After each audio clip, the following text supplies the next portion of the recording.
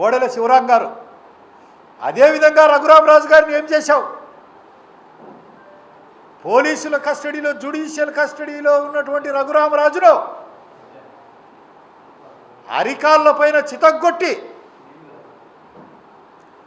దాంట్లకు చర్మ సంబంధమైనటువంటి జబ్బు ఉందని నమ్మబలికావు. ఇలాంటి నువ్వు చేసినటువంటి నేరాలు, అక్రమ అరెస్టులు అన్నీ ఇన్ని కాదు. నీ పాపం పండింది కాబట్టే 11 సీట్లతో మిగిలిపోయావు. ఇక నీ అక్రమాలను, అన్యాయాలను ఆంధ్ర రాష్ట్రంలో సహించముగాక సహించం. ఈనాటి యువతకు సింహనాదం చేస్తూ తెలియజేస్తాం. పౌర హక్కుల సంఘాల ద్వారా, ప్రజల ద్వారా, మీడియా సాధనాల ద్వారా, పార్టీ ద్వారా, లేకపోతే ఈ రాష్ట్రానికే అపకారం జరుగుతుంది. నీ దౌర్జన్యాలు, నీ ఫాల్స్ ప్రచారాలు, నీ గోబెల్స్ ప్రచారాలు ముందుకు సాగనిస్తే ఆంధ్రజాతీయ నేలమట్టం అవుతుంది. ఆంధ్రజాతి ప్రగతి పురోగమనంతో ముందుకు పోవాలన్నా, ఆంధ్రజాతి అభ్యుదయం గావించాలన్నా, సౌభాగ్యంగా వర్ధిల్లాలన్నా, అమరావతి రాజధాని నగరంగా ఉండాలన్నా, పాడి పంటల సౌభాగ్యంతో డ్రిప్పులతో రాయలసీమ విలసిల్లాలన్నా, రాయలసీమ పెండింగ్ ప్రాజెక్టులన్నీ పూర్తి కావాలన్నా, నీలాంటి వాడు శ్రీకృష్ణ జన్మస్థానంలో ఉండాలి. అదే జరగన్నాడు ఆంధ్ర రాష్ట్రానికి నష్టం జరుగుతుంది. ఆ నష్టాన్ని నివారించేందుకు ఆంధ్ర రాష్ట్రం అంతా తిరుగుతాం. ప్రతి గ్రామం, ప్రతి వ్యక్తికి తెలియజేస్తాం. చంద్రబాబు నాయుడు గారిని 74 సంవత్సరాల వయసులో నీ తండ్రి వయసు వంటి వాడు ఎలాంటి ఆధారాలు లేకుండా అర్ధరాత్రి పూట గాఢ నిద్రలో ఉన్నప్పుడు పోలీసుల చేత అరెస్టు చేయించి 53 రోజులు జైల్లో పెట్టావు. నీ పాపాలు పండే రోజు వచ్చింది. అందుకు నీ అక్రమాలన్నీ కూడా మాలాంటి శాంతి యోధులం తీసుకుపోతాం. మీ తండ్రి చనిపోయే వరకు 6 సంవత్సరాలు మాకు పేరు లేని బాధ. మా మైనింగ్ ఏజెన్సీలన్నీ బళ్ళారిలోనూ, వేముల్లోనూ టిఫిన్ బెరేసి నీ తండ్రితో కలిసి నీవు రద్దు చేయించినటువంటి వేదన, మా ఇల్లు, మా తోటలు, మా సహచరులయ్యి, మా సానుభూతి పరులయ్యి, మా పార్టీ వారి కూల్చినటువంటి అన్నీ మాకున్నాయి. నిన్ను దౌర్జన్యం చేయనీయకుండా నీ మోసాలు ఇవన్నీ కూడా యువతరానికి తెలియజేయడమే మాకు అన్నింటికంటే పవిత్రమైనటువంటి కర్తవ్యము అని మీకందరికీ నేను సవినయంగా తెలియజేసుకుంటున్నాను.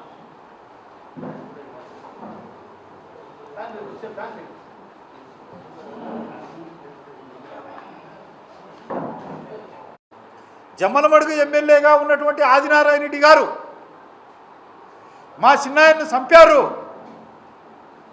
అని చెప్పి ఈ రాష్ట్రమంతా గోబెల ప్రచారం చేసుకున్నావు. నీ అంత దుర్మార్గుడు, నీచుడు, నర్రూప రాక్షసుడు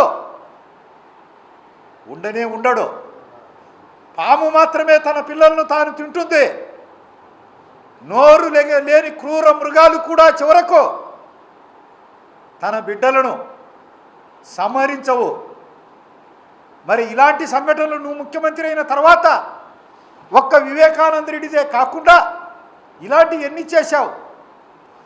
వివేకానంద రెడ్డి మర్డర్ తర్వాత ఆయన కూతురు సునీత సుప్రీంకోర్టు వీధుల్లో రేగిన జుట్టుతో మండు టెండల్లో ఫైళ్ళు సంకలో పెట్టుకొని సుప్రీంకోర్టుకు కాలినడకన రోడ్డు పైన పోతా ఉంటే కన్నీరు కార్చని వాడు లేడు.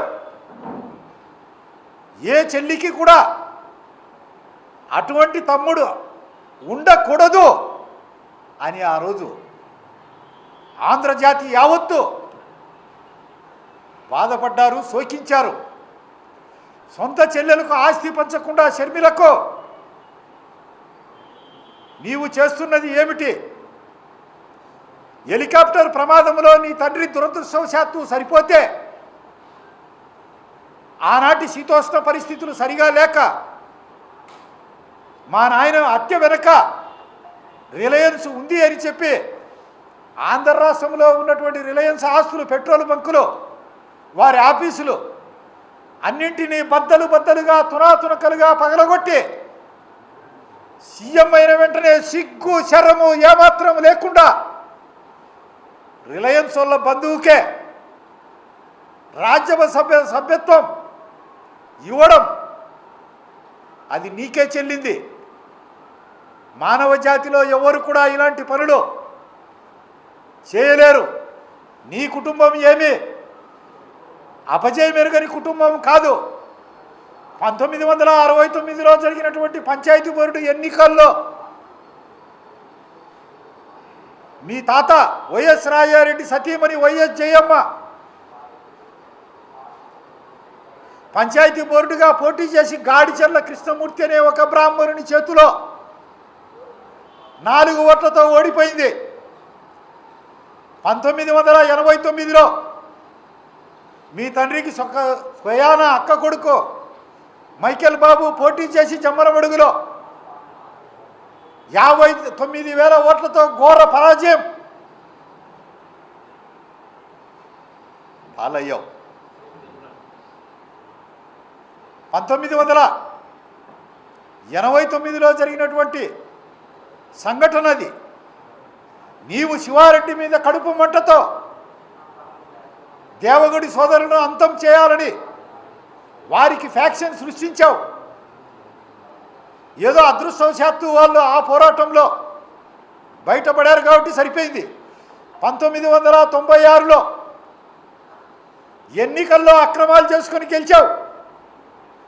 8,850 ఓట్లు పులివెందుల్లో లింగాల మండలంలో రిగ్గింగ్ చేశావు. కౌంటింగ్ నెంబర్ 5లో ఉండి నేను అన్నింటిపైన అర్జీలు పెట్టాను. కర్ణపాపపల్లి అనే గ్రామంలో ఓటర్ల జాబితాలో 700 ఓట్లుంటే 701 ఓట్లుగా జాబితాలో నుంచి లేని కంటే కూడా ఎక్కువ ఆ రోజు పోలింగ్ చేశావు. ప్రిసైడింగ్ ఆఫీసర్ సంతకాలు లేవు. అవి తీసివేస్తే ఓడిపోతావు. ఇది కాకుండా ఆ రోజు జరిగినటువంటి ఎన్నికలో మరొక వ్యక్తి ఉన్నాడు, ఆదినారాయణ రెడ్డి. నీకు డబ్బు లేకపోతే చేతులు ఎత్తేస్తే ఆనాటి ప్రఖ్యాతిగాంచినటువంటి వకీళ్ళు పి ఓమిరెడ్డి, కృష్ణమూర్తి సారు వీళ్ళంతా ఇప్పుడు డబ్బు ఖర్చు పెట్టకపోతే కాదంటే నా దగ్గర ₹1 కూడా లేదు అని చేతులు ఎత్తినటువంటి క్లిష్ట పరిస్థితుల్లో ఆదినారాయణ రెడ్డి గారు అప్పు సప్పు తెచ్చి 26 లక్షలు ఖర్చు పెట్టి నీ కాడ 4,000 5,000 ఓట్లు జమ్మలమడుగులో మెజారిటీ వస్తే ఆ ఓట్లతో నీ తండ్రి గట్టెక్కాడు. 96 ఎన్నికల్లో ఏమి జరిగింది అందరికీ తెలుసు. మీదేదో రాజకుటుంబం అయినట్టు, హరిశ్చంద్రుని వంశమైనట్టు, ఈ దేశ స్వాతంత్రం కోసం సర్వస్వం ధారపోసినటువంటి స్వాతంత్ర సంగ్రామ సమర యోధుల కుటుంబం అయినట్లు ఈరోజు చెప్తా ఉండవు. ఎందుకు ఇంత బలంగా చెప్తా ఉన్నానంటే 1995 తర్వాత జరిగినటువంటి దారుణ మారణ ఖండాలు, రిగ్గింగులు, గృహ దహనాలు, చీనీ చెట్లు కొట్టివేత ఇవన్నీ కూడా ఈనాటి యువతరానికి తెలియవు. ఈనాటి యువతరానికి నేను ఇచ్చే సందేశం ఏమంటే, ఓ నవ యువకులారా, మీరంతా సత్యం గ్రహించండి. జగన్ అనే వ్యక్తి ఒక కరుడుగట్టిన భయంకరమైనటువంటి నేరస్తుడు. వాళ్ళ కుటుంబం యావత్తు మానవ జాతి క్షమించరని నేరాలు ఘోరాలు చేసినటువంటి కుటుంబము. వారి సంపాదనంతా అక్రమము, మోసము. వారు రాజకీయంగా పైకి రావడం అంతా రక్తంతో కూడిందే. మీరు గ్రహించండి. నేను మంచోన్ని, నేను బుద్ధివంతుణ్ణి, నా కుటుంబం గొప్పది అని చెప్తున్నాడు. ఆ లక్షణాలు ఏమీ లేనే లేవు. కాబట్టి ఈనాటి యువకులంతా ఆ చరిత్ర తెలుసుకోవాల్సినటువంటి అవసరం ఎంతైనా ఉంది. ఉండడమే కాకుండా ఈరోజు ఏమంటే టెక్నికల్ ఎడ్యుకేషన్ పెరిగిపోయి యువకులంతా టెక్నికల్ ప్రవాహంలో కొట్టుకపోతూ చరిత్ర కానీ, పొలిటికల్ సైన్స్ కానీ, సోషియాలజీ కానీ, సైకాలజీ కానీ, ఫిలాసఫీ కానీ, ఎకనామిక్స్ కానీ ఇలాంటి సబ్జెక్టులన్నీ చదువుకోవడం వల్ల ఈ అనర్థం జరిగే పరిస్థితి ఉంది. 1998 తర్వాత ఈ రాయలసీమలో ఫ్యాక్షన్ అంతా అంతమైపోయింది. అక్రమంగా అన్యాయంగా అమాయకులను వధిస్తే, వ్యతిరేకం చేశారని వారిని చంపివేస్తే తిరగబడతారు, వారి ప్రాణం కాపాడుకునేందుకు తిరగబడతారు అనే దాంతో రాయలసీమలో కరుడుగట్టిన అంతకులంతా కూడా అసరసన్యాసం చేశారు. అప్పటి నుంచి వేళ్ల మీద జరిగిన హత్యలు తప్ప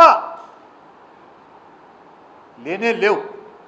అందు ప్రభావంగానే పులివెందుల నియోజకవర్గంలో ఆనాడు 98 తర్వాత చంద్రబాబు నాయుడు గారు ప్రవేశపెట్టినటువంటి నూతన సంస్కరణల వల్ల 2500 మందికి సాఫ్ట్వేర్ ఉద్యోగులుగా పులివెందుల్లో ఉన్నారు. ఈరోజు పులివెందుల నియోజకవర్గంలో కత్తి కానీ, కొడవలి కానీ, తుపాకీ పట్టేవాడు కానీ ఒక్క పౌరుడు కూడా కాగడా వేసి వెతికినా కనిపించడు. యువ మిత్రులారా, మీరు జగన్ చెప్పేటివన్నీ విన్నారంటే, ఆ ప్రవాహ వేగంలో కొట్టుకుపోయారంటే, మీ పూర్వీకులు ఏ విధంగా అయితే కత్తికి ఖండలుగా ఖండించబడ్డారో, ఆ కుటుంబం కోసం ఏ విధంగా హత్యలు చేసి జైళ్ళకు పోయి మళ్ళా మీరు మనసులు పోగొట్టుకొని మీ